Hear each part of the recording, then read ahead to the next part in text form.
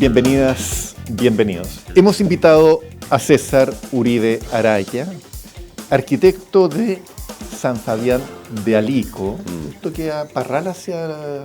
San Carlos hacia Ñuble. El Ñuble, sí, sí. No, Ñuble, como en el bordecito, ¿no? En el sí, límite. Sí, límite norte de la región de Ñuble.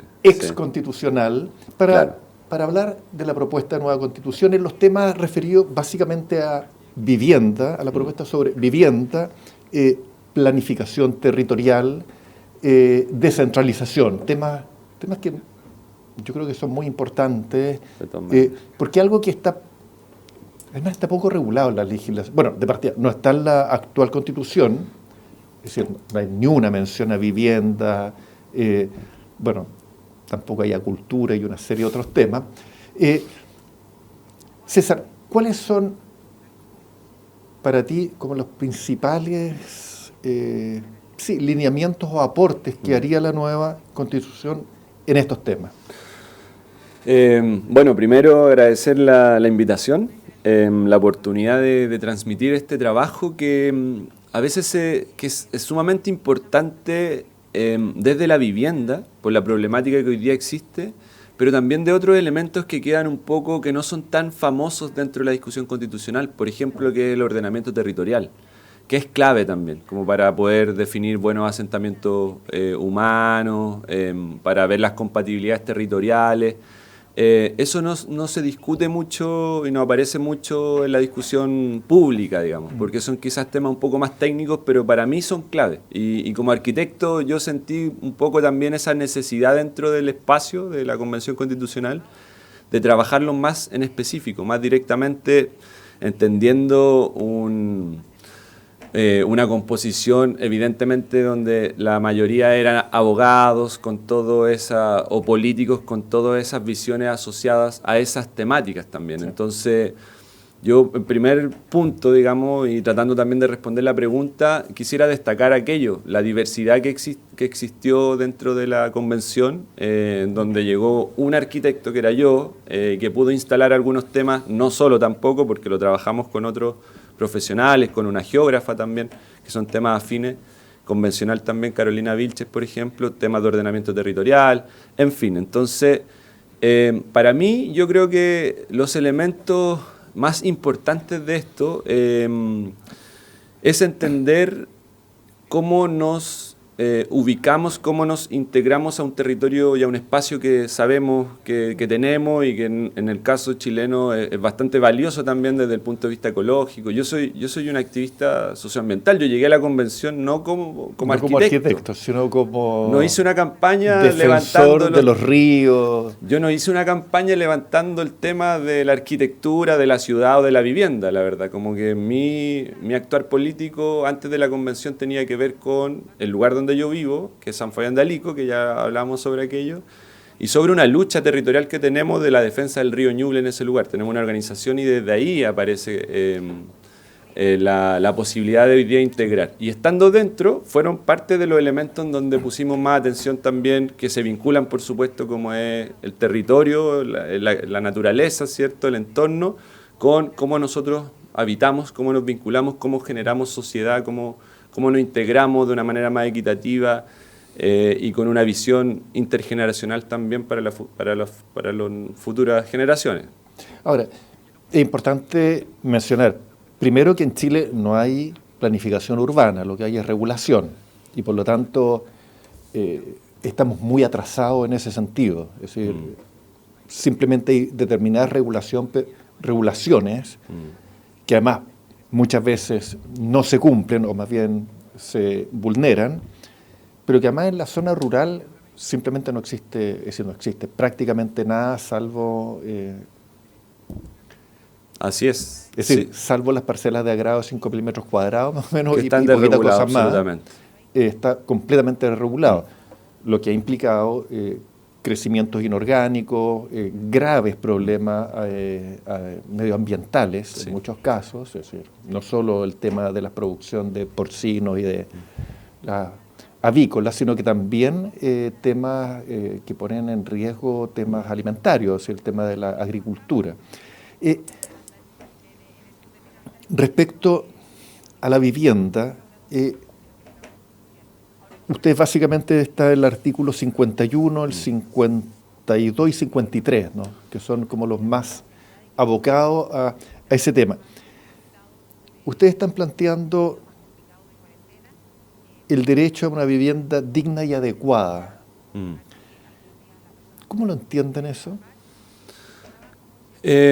A ver, lo digno y adecuado no es un concepto vago.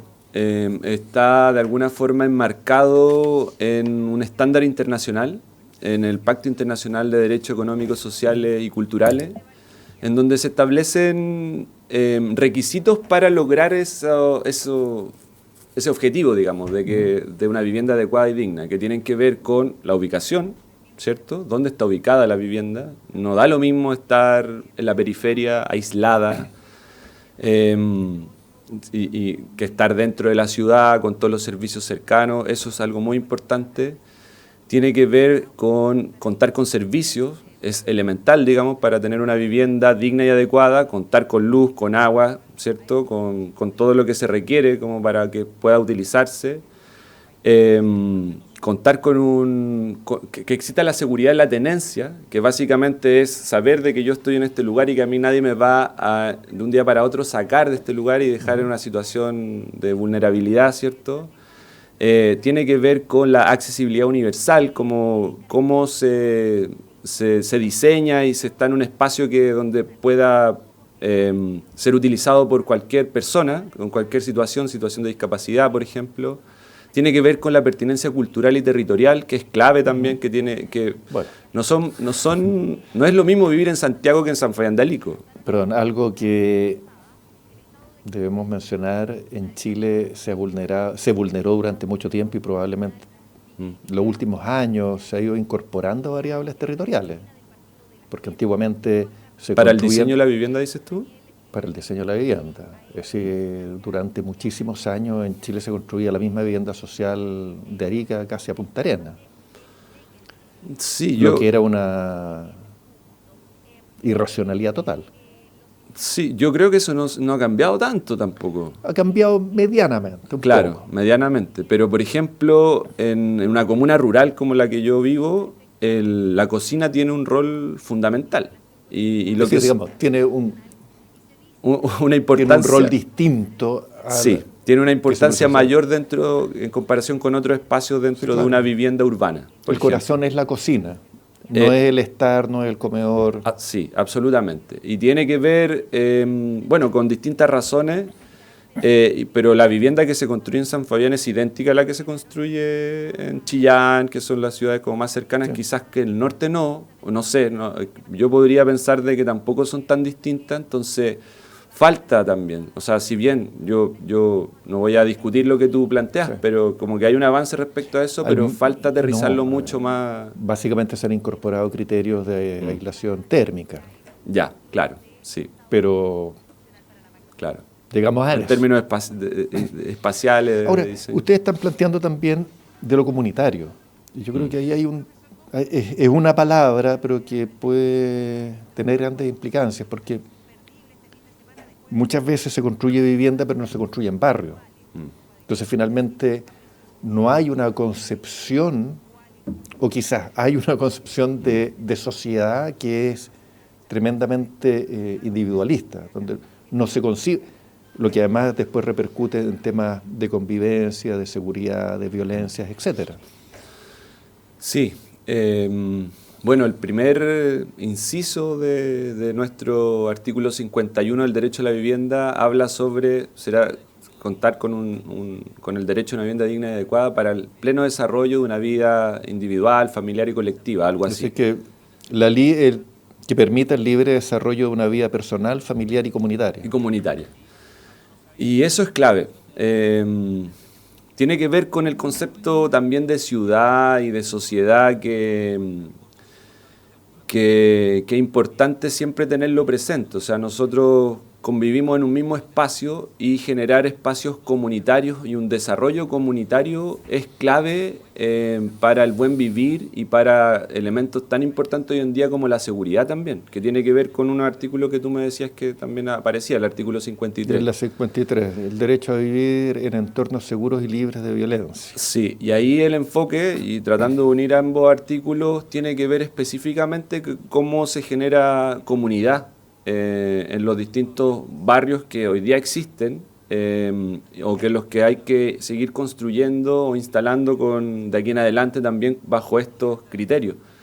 Y eso significa muchas cosas. Para generar comunidad tiene que existir un suficiente espacio también público, áreas verdes, ¿cierto? Equipamiento comunitario, tiempo para las familias, para desarrollar alguna actividad vecinal o comunitaria, ¿cierto?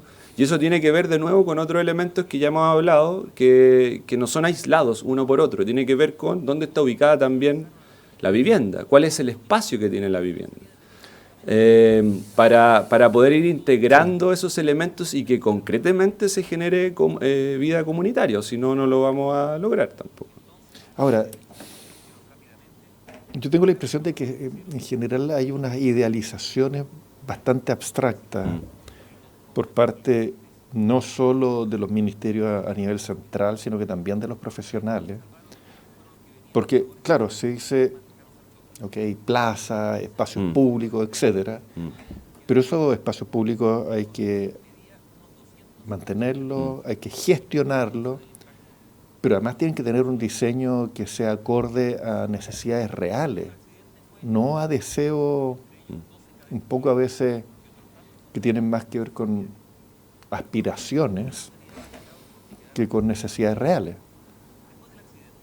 Porque, o sin un pertinencia espacio territorial público y cultural que en Calama o en el norte es muy distinto a un espacio público, no sé, en San Fabián, donde además a veces, no sé, hay lugares que son fríos, donde hay mucha lluvia, entonces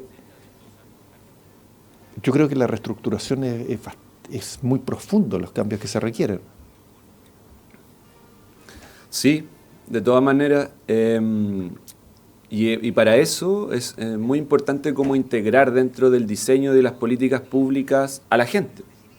Porque quizás los arquitectos, los profesionales en general, muchas veces nos dejamos llevar por lo estético sin ver lo funcional y sin conocer la realidad de las familias también, porque evidentemente nosotros hacemos una interpretación de lo que una familia quiere o una comunidad quiere. Entonces, el diseño participativo para lograr esos espacios de acuerdo a las características climáticas, territoriales, familiares, etcétera, tienen que hacerse con participación. Y lo plantea también el artículo 51, me parece, en el último inciso. Sí, habla de los mecanismos, habla de la participación Sí. En este momento no me acuerdo exactamente dónde está El Estado garantiza la participación de la comunidad en la planificación y políticas habitacionales. Ahora, promueve y apoya la gestión comunitaria del hábitat. Ahora, ahí también nos enfrentamos con estas idealizaciones, porque hoy en día uno va a las plazas y quienes realmente usan las plazas son los niños. Ya estamos hablando de niños bastante chicos, es decir, hasta 10 años, 11 años, y después ya... Y además uno en general ve a los adultos en el celular. Entonces hay unos cambios también de usos que son tremendamente cambiantes. Sí, tenemos poco tiempo. Y poco dado. No, pero a ver si la gente tiene tiempo y está en la plaza. Te quería plantear algo más, una discusión mucho más extensa. Yo me formé y me titulé en la Universidad del Biobío. En Concepción. Y nosotros tenemos que entregar 2 proyectos, un seminario de título, y mi seminario de título fue cómo influían las comunicaciones, el internet y todo este avance tecnológico en el espacio público. ¿Te fijas? Porque cuando aparece la imprenta modifica el espacio público, ahora que aparece el internet, que era un espacio fijo en algún momento también, el primer internet no era de redes sociales, Sí, claro. también fue como modificando, entonces, bueno, hay todo ahí un análisis que en algún momento hicimos el año 2007, que tenía que ver con eso, cómo el espacio público se integra o si puede desaparecer el espacio público, entendiendo que hoy día existe un espacio público en cibernético, digamos, en la red social, donde ahí se genera el intercambio, la comunicación, de información, de entretención, etcétera. Pero sigue existiendo siempre esa necesidad del espacio físico y algo también como que se asocia también con la vida sana, ¿cierto? Que se asocia con la salud. Y bien o mal tenemos que fortalecer las comunidades territoriales porque Claro. eso es lo que genera otro tipo de relaciones, pero también es lo que posibilita espacios seguros, etcétera. Sí, de todas maneras, sí, absolutamente. César, vamos a ir a una pausa y después quiero que conversemos o que profundicemos sobre el tema de la vivienda y sobre la propiedad de la vivienda, y sobre el tema de un recurso tremendamente escaso como es el suelo. Perfecto.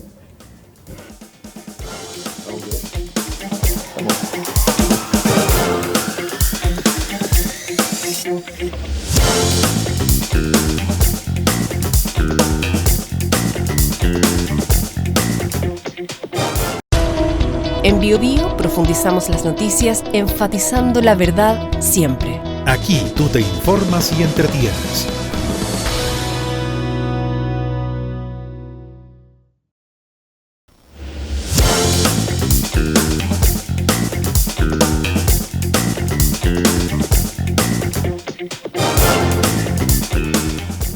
Estamos conversando con César Uribe Araya, arquitecto exconvencional, sobre temas de vivienda, ciudad, gestión del espacio, de planificación del espacio público, del espacio urbano y el espacio rural. Y habíamos quedado con el tema de la vivienda, porque en el artículo 51 ustedes hablan de una vivienda digna y adecuada que permita el desarrollo de la vida personal, familiar y comunitaria. Pero ahí estamos con que hoy en día cada vez la vida es más dinámica.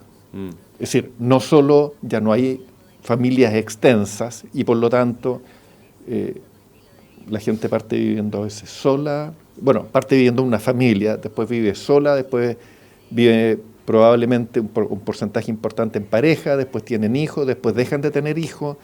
Y además por temas laborales hoy en día la movilidad, los desplazamientos son muy importantes. Entonces,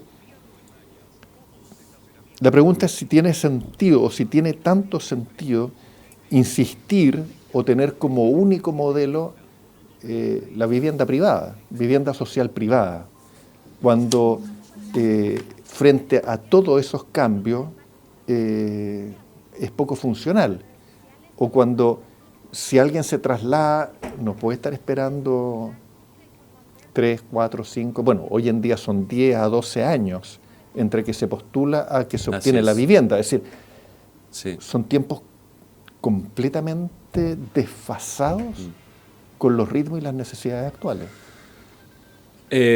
Efectivamente, o sea, el diagnóstico que tú haces es así de concreto. Hoy día estamos en un contexto donde hay mucha movilidad social, movilidad urbana, digamos, que hoy día estamos en este lugar, mañana estamos en otro. Yo soy un ejemplo de aquello. Tuve un año trabajando en Santiago, hoy día ya vuelvo a mi tierra, digamos, a mi región, eso es algo característico de muchas familias. Entonces, la vivienda, la propiedad en la vivienda de alguna forma te aferra a un lugar en específico, en donde muchas familias hoy día no se pueden dar ese también privilegio quizás, porque quizás les gustaría estar en un lugar, pero por búsqueda de oportunidades tienen que desplazarse por distintos lados. Y esta es un ejemplo que uno lo pudiese ver también a nivel mundial, digamos, con la migración, etcétera. Y desde ahí pensar en que la única solución de vivienda habitacional tiene que ser la propiedad es un error. De hecho, hoy día no se utiliza. Hoy día sí la necesidad de que esté consagrado el derecho a la vivienda ante una problemática que existe y existirá siempre en cualquier estado del mundo, creo yo, el Estado con sus políticas y sus programas habitacionales considera el subsidio de arriendo, por ejemplo. Atendiendo también a estas particularidades y atendiendo también que ante un déficit, como hoy día que se dice que es cerca de 650.000 viviendas, 647.000 creo que aparece. Sí, pero antes de la pandemia se hablaba de 780.000, creo, la Cámara Chilena de Construcción, y el Colegio de Arquitectos hablaba de 1.000.000. Entonces, ya, tenemos claro. además una diversidad de diagnósticos tremendos. Independiente a cuál es la cifra exacta, Sí. estamos ante un problemón, ¿cierto? Sí, claro. Que tenemos que abordarlo de una manera eficiente y pensar en que vamos a solucionar un problema que hoy día tenemos con las cifras que sea, digamos, pero con unas altas cifras solamente desde la propiedad significa, y con los tiempos, que eso significa que tú bien lo dijiste, 10, 12, quizás en algunos casos 8 años, pero dentro de ese promedio significa ir acumulando más problema al déficit habitacional. Por lo tanto, dentro de la propuesta no se habla específicamente de la propiedad precisamente para entregar otras modalidades de tenencia, como es el arriendo, como son las casas fiscales, que pueden permitir, por ejemplo, la movilidad de yo estoy en este lugar, estoy en Santiago, hago uso de una casa fiscal hasta que yo me vuelva a mi lugar de residencia habitual, por ejemplo. Esa flexibilidad es importante, es necesaria y hay que entenderla como tal y hay que dejarlo suficientemente claro que establecer concretamente y directamente la propiedad dentro de la norma constitucional iba a ser un problema. De acotarlo específicamente a esa modalidad, a que las políticas públicas tengan que ver solamente con eso, no entendiendo las particularidades que hemos conversado acá. No, además, a mí me tocó ver conjuntos de vivienda social con grandes deterioros, porque yo creo, por un lado, tenemos una falta de cultura respecto a la mantención de las propiedades, que es importante, que sería distinto si la propiedad fuera del Estado, por ejemplo, que podría exigir eso, a cambio de un arriendo muy bajo, pero además que, por un lado, por tomas de narcotraficantes, que la gente se empieza a ir y empieza a abandonar viviendas, que eso me tocó verlo aquí como en Rancagua, es decir, aquí en Santiago como en Rancagua, o viviendas abandonadas porque la gente se trasladaba de ciudad por razones laborales y no lograba rentarla. Al quedar la vivienda abandonada era vandalizada. Y eso va generando un deterioro del conjunto. Es decir, una casa vandalizada en un edificio, en un bloque de, 16 departamentos, lo que fuera, obviamente es un punto negro que empieza a deteriorar el conjunto. Entonces, también se van generando otros tipos de problemas cuando la propiedad, cuando no hay una gestión general del conjunto. Sí, de todas maneras. Yo, antes de continuar, igual quiero dejarlo suficientemente claro, porque esto todo se presta como para tergiversación muchas veces, que la propiedad está contenida también dentro de la propuesta. Es decir, no está cuestionada. Si alguien hecho, dice, y como se ha dicho, de que no va a haber vivienda propia, es falso. Y hay que dejarlo lo suficientemente claro. Pero claro, se abren esas otras modalidades que son importantes, que hoy día existen, sin la necesidad de la norma constitucional. Sí, claro. Y que entregan, por ejemplo, la posibilidad de pensar también en cómo se proyecta la vivienda o la vivienda, que también tenemos que recordar la calidad de la vivienda social de los últimos años, en algunos casos es bastante precaria también. Perdón. Dos cosas. Uno, la vivienda social estatal existe en Europa. En varios países de Europa que son capitalistas, es decir, países desarrollados, etcétera, claro, que permiten, es decir, existe en París, existe en Austria, existe en Holanda, y que permite precisamente poder gestionar de mejor forma la ciudad y los barrios. Claro. Ahora, es algo básico, no es que estemos hablando de una locura. Claro. No es un invento de la convención. A ver, no es un invento, es algo que funciona a ver, entre los países más desarrollados y que precisamente permite una mejor gestión del espacio público, porque lo otro realmente pasa a ser una carga y al final puede ser una gran dificultad. Claro. Es decir, no hay que, a ver, hay que entender las ciudades como algo mucho más dinámico, la vida de las personas como facilitarles la vida y facilitarles su desarrollo. Es decir, Así es, sí.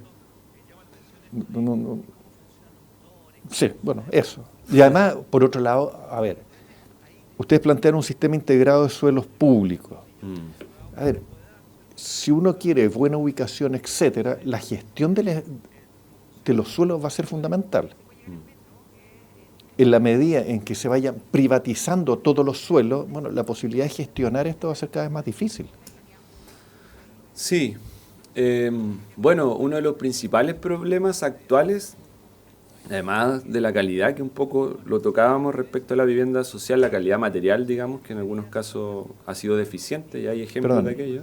Los últimos 40 años, es decir, la vivienda social de los últimos 40 años es más fácil demoler y construir nuevo que reparar. La diferencia de lo que pasaba en las viviendas hasta los años 70. Claro, eso es un ejemplo concreto. Y eso algo, a ver, eso no es algo técnico. Así es, así es. Y ahí hay un problema porque... no sé, salvo un par de edificios de la Villa Olímpica, por ejemplo, que fueron construidos sobre napas, el resto se repara y tiene muy buenas condiciones. Claro. No, y es más fácil reparar. Y ese es un problema porque hoy día ya hablamos de cifras de cercanas a las 650.000, 1 millón de déficit de vivienda, o sea, de gente que no tiene vivienda, pero hay un porcentaje o una cantidad importante de gente que sí tiene vivienda, que accedió a la vivienda social y que esa vivienda no puede proyectarse en el tiempo también, que tiene un plazo de caducar, digamos, que van a ser parte también de ese número, sí, del déficit. Pero además del tema de la calidad de la construcción de la vivienda, hablando sobre suelo, uno de los principales problemas también que tiene la vivienda social actual tiene que ver con la ubicación, tiene que ver con el mercado del suelo, tiene que ver con que, como el Estado externaliza las soluciones, le entrega subsidios en donde los comités de vivienda tienen que salir a buscar terreno. Bueno, ¿dónde está el terreno más barato? Está en la periferia, está cercano a lugares contaminados, y eso significa en la práctica también condiciones de habitabilidad con problemas, digamos. Que además significan un costo extra después para el mismo Estado, porque tiene que empezar a construir equipamiento y serviciamiento. Claro. De salud, educacionales, etcétera, que al final son costos extras. Claro, y en esos lugares también es mucho más fácil generar focos de delincuencia. Tú hablabas de cierta manera también sobre el tema del narcotráfico, por ejemplo, porque están en situaciones vulnerables, atendido también la situación de la problemática de la integración urbana o de suelo. Y por eso hay un elemento bastante importante dentro de la propuesta nuestra que tiene que ver con el sistema integrado de suelo público, que en la práctica significa dos elementos. Por una parte, poner a disposición el suelo público que hoy día existe. Por ejemplo, se ha hablado harto también durante estas últimas semanas de las propiedades de las Fuerzas Armadas, por ejemplo, que entiendo yo, no lo he profundizado tanto, no lo he estudiado tanto, pero hacen alguna gestión inmobiliaria, inclusive vendiendo y generando esos ingresos como para el capital de las Fuerzas Armadas. Y se está pensando acá de distintos suelos, además de ese, digamos que ahí hay algo bien concreto, suelo fiscal pudiese estar a disposición y que esté a disposición, eso es lo que dice el mandato constitucional, para la utilidad pública, para la función social. Y eso es vivienda social, eso es equipamiento social, eso son áreas verdes, etc. Entonces, eso ya es un cambio importante por una parte. Y por otra parte, el segundo elemento es que el Estado vaya buscando suelo privado, no fiscal, y tenga herramientas como para poder adquirirlo. Y de esa manera, integrando, digamos, la vivienda digna y adecuada o la vivienda social al entramado urbano, se va generando también una ciudad más justa, y dentro de esa ciudad más justa se va generando también, yo creo que se ataca de una manera bastante concreta el tema de la delincuencia también, de los problemas de salud, del desapego entre el hijo y el padre y los padres, etcétera. Hay una serie de elementos. Claro. Desarrollo mucho más equilibrado y más, de hecho, más equitativo. El artículo 52, que es el derecho de la ciudad, habla del derecho de la ciudad como un derecho colectivo que va en búsqueda también de consagrar el resto de los derechos sociales, como el derecho a la educación, como el derecho a la salud. Entonces, es muy importante el cómo habitamos, cómo vivimos, cómo generamos esta ciudad o esta vivienda dentro del entramado urbano, para también tener esos otros derechos más accesibles de alguna manera, el derecho a la salud, etc. Bueno, César, se nos fue el tiempo. Parece que es un tema, es decir, no parece, es un tema muy relevante, muy importante y largo de tratar. Agradecerte e invitar a la gente a no solo leer la propuesta completa de la Constitución, sino que además en particular respecto a estos temas, los artículos 51, 52, 53, y yo creo que 54, porque es la seguridad alimentaria, pero que tiene que ver con cómo la ciudad se expande y ocupa suelo rural o suelo agrícola. Muchas gracias, César. Sí, bueno, muchas gracias. Quedaron muchos temas en el tintero, también el tema de la ruralidad, que algo hablamos, el tema de la descentralización. Esto está muy relacionado a aquello. Hay mandatos también a los gobiernos regionales y a los gobiernos comunales que sean parte de las políticas de vivienda de una manera concreta. Y yo creo que lo que nosotros hicimos fue, primero, establecer el derecho, que hoy día no está, tú bien lo dijiste, no está, ni el concepto vivienda está en la Constitución actual, pero no solamente consagrar el derecho, sino que generar esos lineamientos estratégicos y esas posibilidades de amplitud de buscar soluciones para el problema, que es lo que conversamos. Y que eso yo creo que es lo más importante también, y que uno lo puede ver también en los otros derechos, pero ya que estamos hablando de esto, en esto particularmente eso fue lo que hicimos. Abrimos una ventana de posibilidades también, no solamente para consagrar el derecho, sino que de modalidades de cómo hacerlo. Así que yo te agradezco la posibilidad de poder conversarlo y planteárselo a la gente que nos escuche. Muchas gracias. Vale, muchas gracias.